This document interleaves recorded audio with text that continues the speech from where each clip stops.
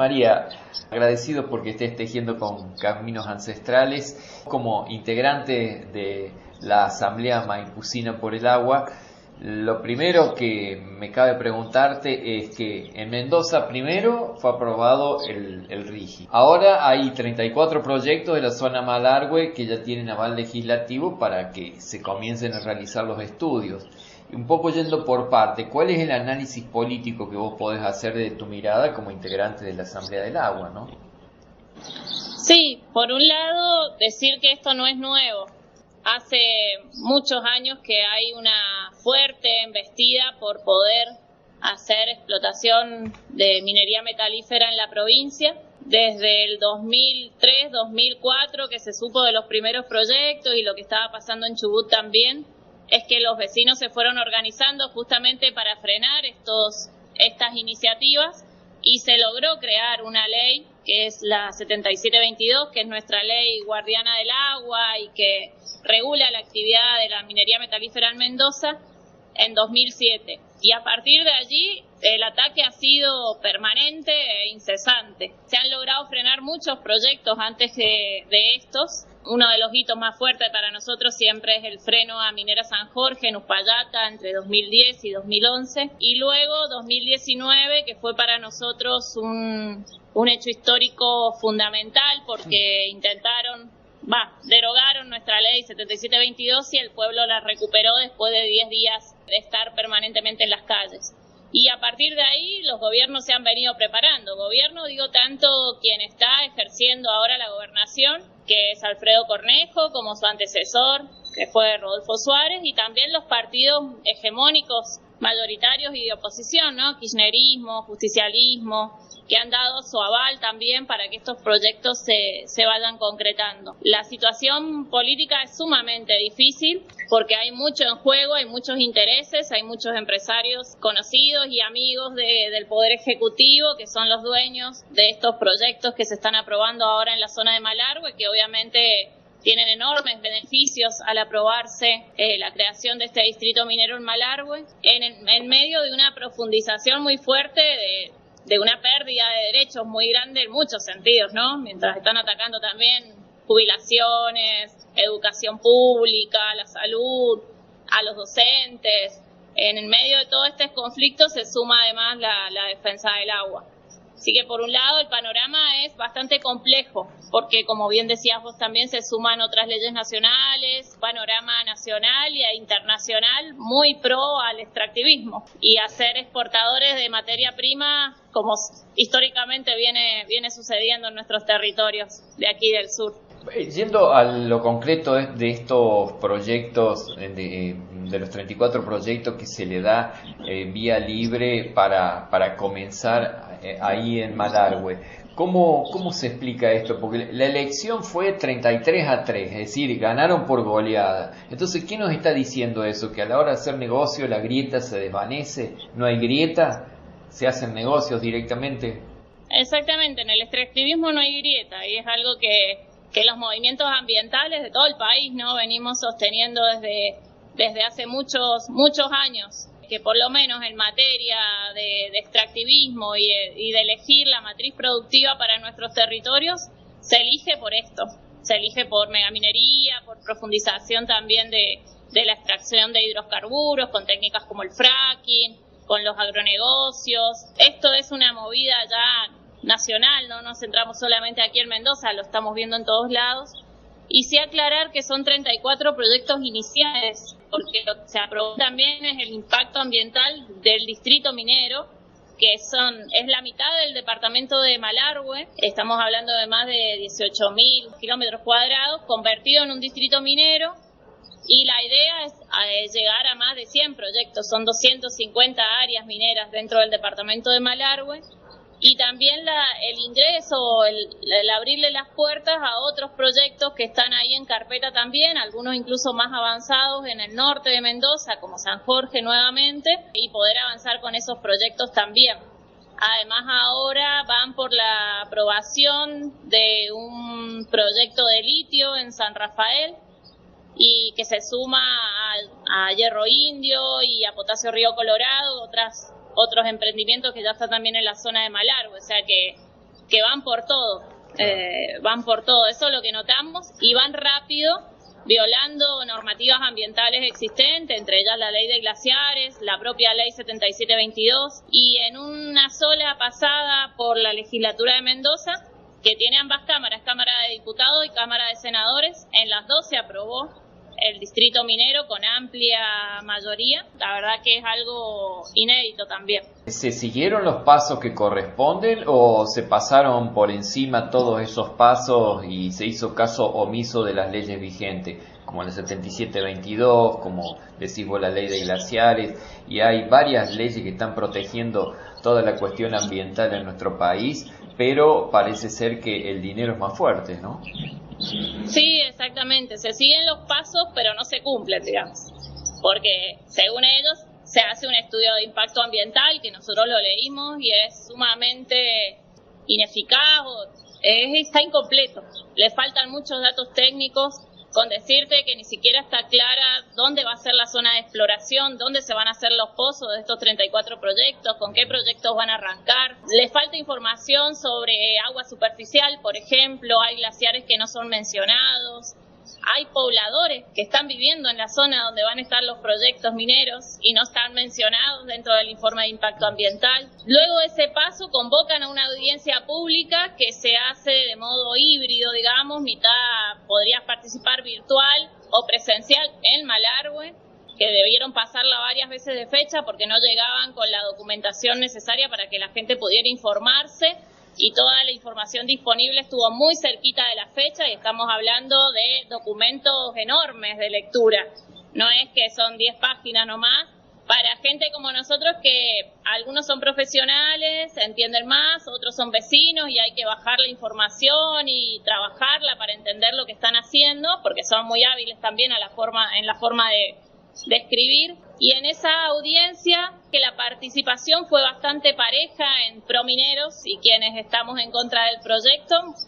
Los promineros, la mayoría eran empresarios, dueños de las minas, gente dueña de empresas que trabajan para mineras, todos invitados, y nosotros, vecinos y vecinas de los lugares, organizaciones también. Después de eso salieron a decir que ellos habían sido mayoría, que la mayoría de la población estaba a favor porque solo tomaron los primeros minutos y los medios de comunicación hegemónicos hicieron su trabajo también para hablar de que había salido todo bien la audiencia. Todo lo que se les cuestionó, nada fue respondido. Respondieron de manera general nada más a las participaciones. Y luego el paso por legislatura, después de haber tenido la declaratoria de impacto ambiental del gobierno, tiene que ser ratificada por ley. Eso lo establece la ley 7722. Todo proyecto de minería metalífera, en cualquiera de sus etapas de trabajo, ya sea prospección, exploración, explotación, cierre, tiene que pasar por legislatura la declaración de impacto ambiental para ser aprobado. La ley 7722 dice cada proyecto. Ellos meten 34 proyectos en un solo paso. Entonces dicen, nosotros cumplimos la 7722 porque los estamos enviando a legislatura.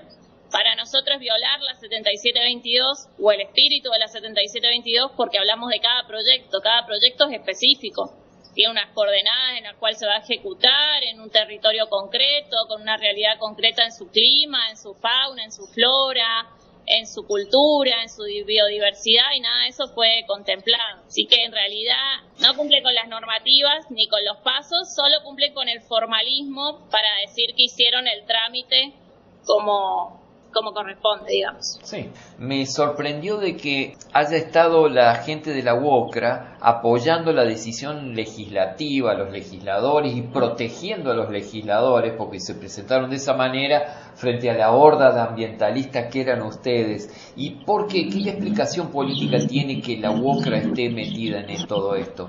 ¿Es el gremio que está con las cuestiones mineras? Sí, la UOCRA está siempre.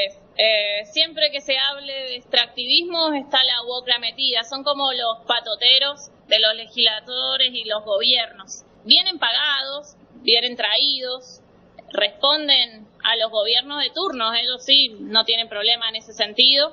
Si se habla de minería y si se habla de petróleo, ellos están con el falso discurso de que la minería trae trabajo, ¿no? Cuando uno sabe fehacientemente por otros territorios y ejemplos concretos y por las mismas estadísticas que dan los propios gobiernos, ¿no? De que no aportan ese trabajo que dicen traer ni el progreso que dicen generar en los territorios. Y sobre el RIGI, ¿cómo lo definís vos y qué se puede hacer desde ese ámbito del pueblo respecto del RIGI? Que el RIGI es el paraguas que está protegiendo todo esto de lo que estás comentando de los proyectos sobre Malargüe y bueno, y sobre los otros lugares que también hiciste mención. Exacto, sí, el RIGI es saqueo, es entrega absoluta de nuestros bienes comunes y de la soberanía.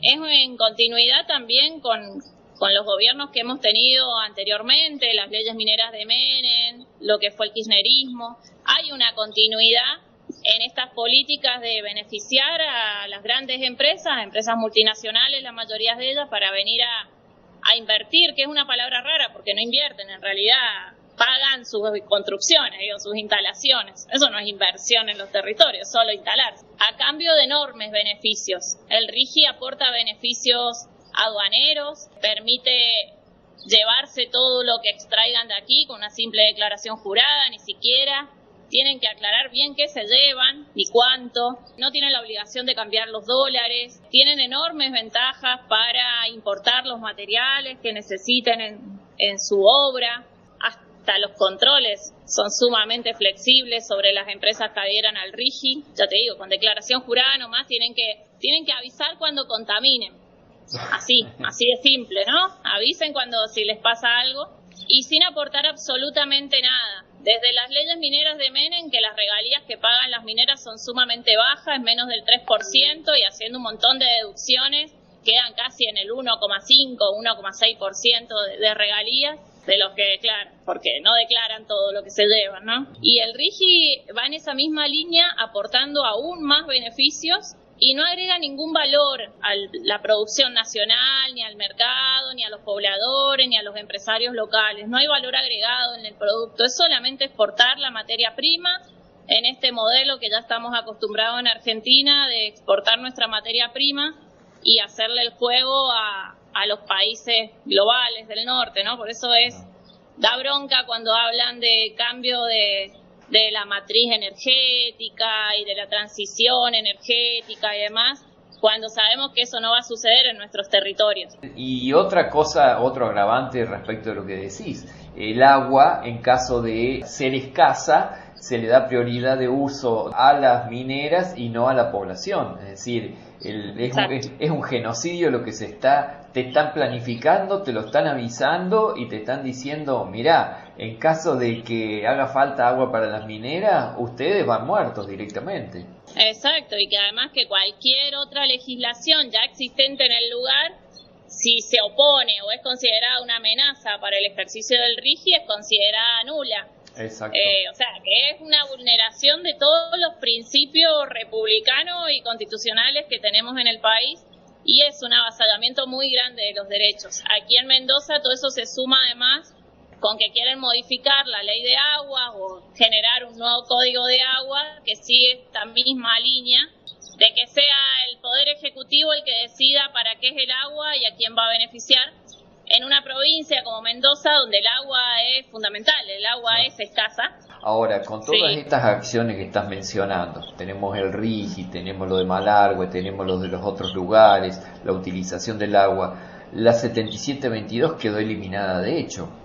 Claro, yo creo que lo que mencionamos siempre, la estrategia del gobierno fue en el 2019 intentar derogarla o modificarla, vaciándola obviamente, no lo logró porque la gente se opuso.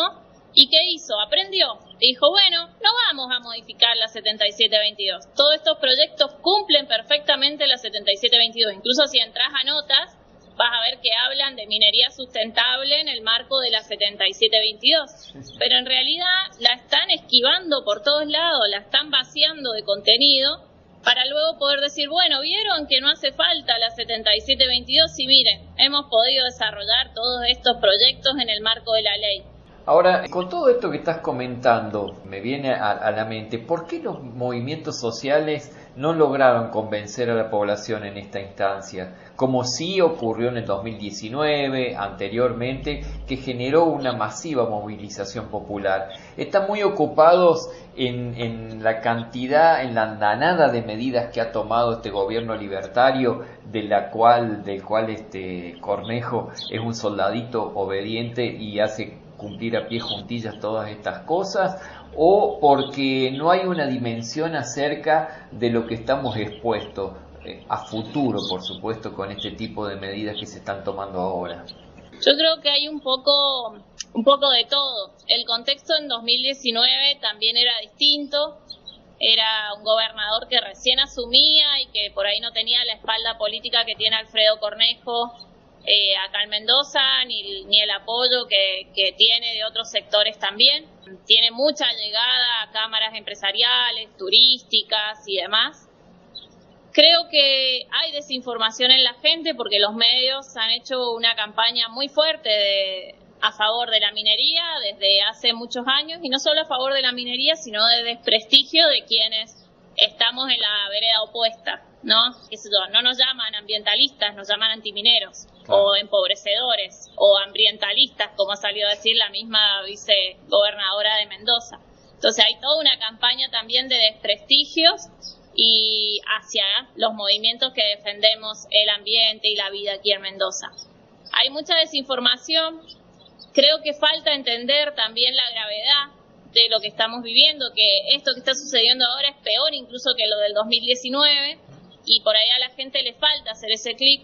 Desde las asambleas siempre intentamos el cara a cara con la gente, folleteadas, concientización en las plazas, y uno cuando habla con la gente defiende el agua de Mendoza, entiende que sin agua no podemos vivir y está en contra de la megaminería, pero le cuesta atar, y quizás Malargüe, que es un departamento que está muy al sur, parece lejos en distancia, como bueno, pero es allá metido en la montaña, no va a pasar nada, van a haber controles, van a traer trabajo, en un contexto de una crisis social y económica también muy fuerte, donde la gente está velando por comer, claro, y que cada vez hay que trabajar más para comer menos. Sí hay una estrategia, obviamente, de los poderes para llegar a esto. Y ante esta situación tan clara que le estás describiendo, ¿cuáles son las acciones que tienen previstas como defensoras del ambiente, del agua? ¿Qué se va a hacer a futuro? Es decir, ¿cómo crear conciencia es el desafío? ¿Cómo comunicar más asertivamente? Hemos perdido esa batalla cultural que se creía que se estaba conquistando, nos están cacheteando de todas partes, ¿no? Sí, exacto. Y eso lo hemos venido hablando. Por un lado, siempre están las acciones judiciales, obviamente, para intentar frenar un poco más el avance de estos proyectos, pero con una justicia que obviamente responde al Poder Ejecutivo. Así que tampoco es que tenemos mucha fe de eso, pero siempre son instancias necesarias también para intentar lograr un camino judicial por ese lado. Y con la población, lo que decís es volver y seguir insistiendo en el encuentro cara a cara, en el hablar, en dar talleres, en todos los espacios donde uno pueda acercarse. Difundir, porque tenemos ejemplos de sobra de lo que produce la megaminería. Aquí siempre el modelo más cercano es Chile, porque somos vecinos, o San Juan, que se nos presenta como el modelo ejemplificador. Y tenemos un montón de herramientas para quitar esa imagen, pero sobre todo volver a vincular a la gente con su territorio, con su lugar. Obviamente el ir perdiendo zonas productivas en Mendoza, porque la producción no genera los ingresos para los productores necesarios, ha generado también un vacío ahí en la identidad con la tierra, con el paisaje, con el lugar, con aquerenciarse en la zona donde uno vive, en estas zonas rurales o en las zonas más cercanas a la montaña. Ha habido también todo un trabajo por ese lado. El extractivismo corrompe los lazos de la sociedad. Lo que nosotros tenemos que volver a generar son justamente esa vinculación, de que el vecino nos vea y nos identifique como uno más, no ligado a ningún partido político, porque las asambleas no respondemos a partidos políticos, somos autogestivas, somos autoconvocadas, que nos identifique como eso y que vea que si nosotros estamos en la lucha, ellos también se pueden sumar en lo que cada uno pueda hacer, en el boca a boca en el cual pueda llegar, y unir con otras luchas, obviamente también, porque va todo de la mano. Claro. La lucha por la universidad pública también es una lucha por la soberanía de los territorios. Una universidad comprada por empresarios extractivistas son laboratorios y sociólogos y especialistas, arqueólogos, paleontólogos que le hacen el trabajo a las mineras y a las petroleras. Entonces necesitamos también esa universidad pública crítica y consciente que pueda dar esa batalla también en estos lugares. Con los docentes sucede lo mismo, con todas las luchas que hay. Nosotros acá decimos la principal lucha es el agua, y no el agüita como algo ahí que la tenemos, no, es lo que da vida, lo que sustenta una provincia, lo que te permite vivir en un ambiente sano, y de ahí se sustentan todas las otras luchas. Claro. Si queda alguna tipo a modo de conclusión que quieras comentar. No, sobre todo eso que vos decís, obviamente que hay cosas para corregir en todos lados. El modelo productivo también tiene que generar un uso distinto del agua, y hay muchas cosas para debatir y muchas cosas para discutir. Lo que no podemos discutir es que en este caso la megaminería traiga progreso o traiga beneficios, o no use el agua como están diciendo, o no contamine. Poder debatir y poder desterrar esas mentiras que nos están metiendo es lo que ahora urge, y llegar a cada casa, a cada vecino, a cada lugar, para recuperar un poco, ¿no?, los lazos estos que estamos perdiendo, y seguir luchando por nuestros territorios. Así que bueno, agradecida también al espacio, a vos, a la radio y demás, que nos permitan difundir esto, y que bueno, que ojalá logremos despertar a tiempo y que la lucha siga igual, porque hoy se aprobó la exploración, pero hay que seguir luchando para que no exploten, o sea, que esto acá no termina, al contrario. Es un golpecito, es pasar la tristeza, es llorar entre compañeros, y bueno, repensar las estrategias para que la minera no se pueda instalar y que no pueda explotar. Así que seguiremos acá, por lo menos en Mendoza, haciéndole la vida imposible a la minería contaminante. Y nosotros desde acá de San Luis acompañando a través de Caminos Ancestrales. Muchísimas gracias, María, por haber tejido con nosotros. Ha sido muy clara tu exposición, muy buena, y bueno, estamos para lo que necesiten para las asambleas por el agua. Bueno, muchísimas gracias a vos, un placer.